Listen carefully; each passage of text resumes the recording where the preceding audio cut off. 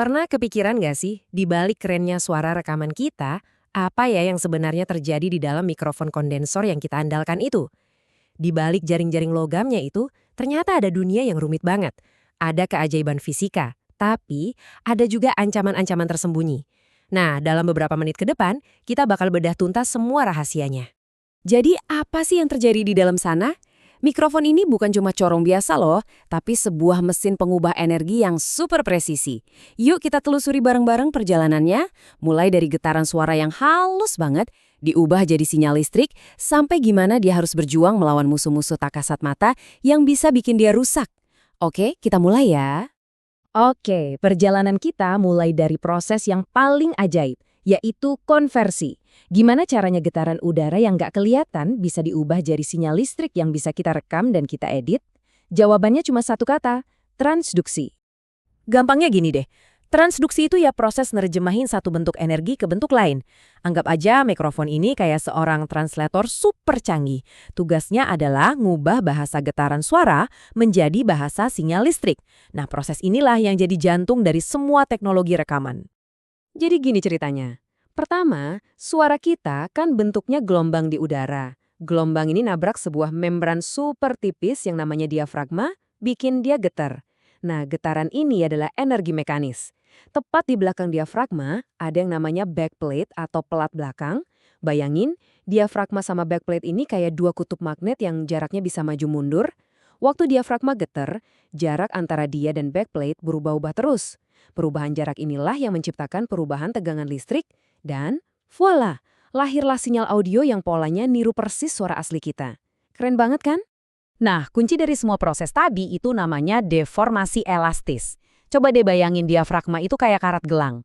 Dia melar pas kena suara, terus langsung balik lagi ke bentuk semula. Sempurna. Ini yang kita mau. Tapi gimana kalau suaranya kelewat kencel? Kayak suara drum yang dipukul keras banget atau ada ledakan? Karet gelangnya bisa molor dan nggak bisa balik lagi.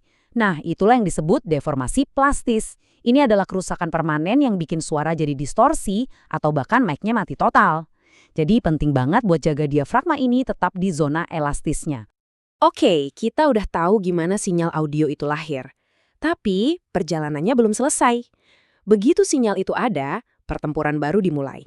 Ada banyak banget musuh, baik dari lingkungan sekitar maupun dari dalam mikrofon itu sendiri, yang siap mengacaukan atau bahkan merusaknya. Yuk kita kenalan sama biang keroknya. Musuh nomor satu yang paling utama dan paling sering jadi masalah, apalagi di negara tropis kayak kita di Indonesia, adalah kelembapan. Air dan embun itu musuh bebuyutan buat komponen elektronik yang super sensitif. Dan kapsul mikrofon itu target empuk banget buat dia. Terus gimana cara kelembapan ini nyerang? Gini, udara yang lembab itu bisa ngembun, terus ngebentuk lapisan air yang super duper tipis di antara diafragma dan backplate. Lapisan air ini jadi kayak jembatan listrik yang nggak sehalusnya ada. Inilah yang menyebabkan arus bocor yang kita dengar sebagai suara desis, kresek-kresek, atau bahkan letupan. Nah, di kasus yang parah, lapisan air ini bisa jadi kayak lem, bikin diafragma nempel ke backplate. Hasilnya, mikrofon kita jadi bisu total sampai airnya kering lagi. Licik banget kan musuh yang satu ini? Lanjut ke musuh kedua. Musuh yang ini datangnya diem-diem, nggak berisik, kontaminasi. Kita ngomongin partikel-partikel super kecil kayak debu, residu asap rokok, atau bahkan cipratan ludah yang nggak sengaja keluar pas kita nyanyi atau ngomong terlalu dekat. Semua ini bisa masuk lewat grill dan nempel di diafragma. Kenapa sih ini bahaya? Ingat kan, diafragma itu didesain super ringan biar bisa getar lincah nangkep frekuensi tinggi yang detail. Setiap partikel debu atau residu yang nempel itu ibaratnya nambahin beban ke dia. Akibatnya, diafragma jadi lebih berat, jadi mager alias males gerak. Suara mikrofon pun jadi kehilangan kilaunya, treble-nya jadi mendem, jadi tumpul. Lebih parahnya lagi, kalau kotoran ini numpuk di backplate, bisa-bisa malah jadi sumber noise yang permanen. Dan yang terakhir, musuh yang sama sekali nggak bisa kita hindari, waktu. Ya, sama kayak kita, komponen di dalam mikrofon juga menua. Sekalipun kita rawat baik-baik, performanya pasti akan menurun secara perlahan seiring berjalannya waktu. Ini proses alami. Nah, slide ini bisa kalian anggap sebagai daftar periksa kesehatan buat mikrofon kalian. Coba deh dengerin baik-baik. Kalau mic-nya mulai ada desis yang lebih kenceng dari biasanya, bisa jadi itu transistor FET-nya mulai tua, atau ada kotoran di kapsul. Atau mungkin suara bassnya jadi tipis banget. Kemungkinan besar kapasitor di dalamnya udah mulai kering. Treble-nya mendem. Wah, bisa jadi itu debu yang numpuk di diafragma. Tabel ini benar-benar ngebantu kita jadi dokter buat mic kita sendiri, mendiagnosis masalah dari suaranya. Waduh, dengar semua ancaman tadi kayaknya bikin sedikit cemas ya. Tapi tenang, tenang. Sekarang kita masuk ke bagian yang paling penting, solusinya.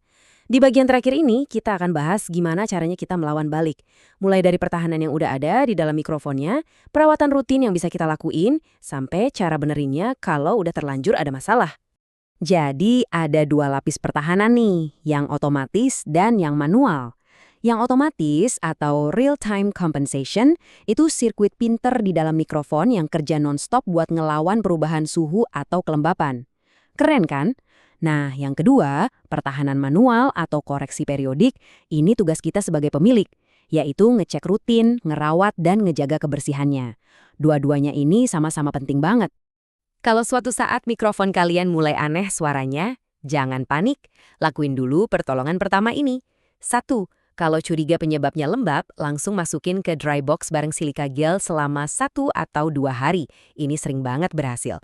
2. Cek hal yang paling sepele tapi sering kelupaan. Coba ganti kabel XLR-nya atau colok ke sumber phantom power yang lain. Kadang masalahnya cuma di situ. 3. Bersihin bagian luarnya, terutama pin konektor yang suka kotor. 3 langkah ini aman banget buat dilakuin sendiri, dan seringkali bisa langsung nyelesain masalah. Oke, dengerin baik-baik.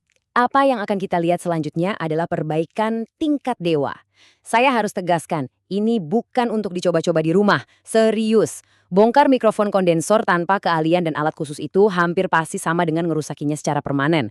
Jadi, anggap aja ini buat nambah wawasan ya, bukan panduan DIY. Nah, ini udah wilayahnya para teknisi ahli. Contohnya nih, ngebersihin kapsul tuh nggak bisa asal lap. Mereka melakukannya di bawah mikroskop pakai cairan khusus. Terus ada rekapsulasi, itu artinya ganti total jantungnya si mikrofon. Mahal dan rumit. Setelah komponen diganti, mikrofonnya harus dikalibrasi ulang pakai alat super presisi biar suaranya balik lagi sesuai standar pabrik. Ini udah campuran antara ilmu pengetahuan dan seni. Dari semua obrolan kita hari ini, kalau cuma ada satu hal yang harus banget kalian ingat, inilah dia. Jaga mikrofon kalian tetap kering. Udah, itu aja. Nyimpen mikrofon di dry box dengan tingkat kelembapan ideal antara 40-50%, itu investasi terbaik buat memperpanjang umurnya. Percaya deh, cara ini adalah tameng paling ampuh buat ngelawan musuh nomor 1, si kelembapan, bahkan sebelum dia sempat nyerang.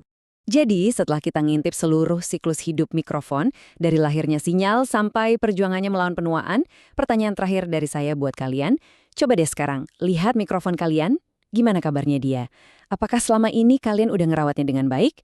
Atau jangan-jangan udah ada gejala-gejala penuaan yang mulai kedengeran? Semoga obrolan kita hari ini bisa bikin kita semua jadi penjaga yang lebih baik lagi ya buat alat andalan kita ini. Terima kasih sudah menyimak.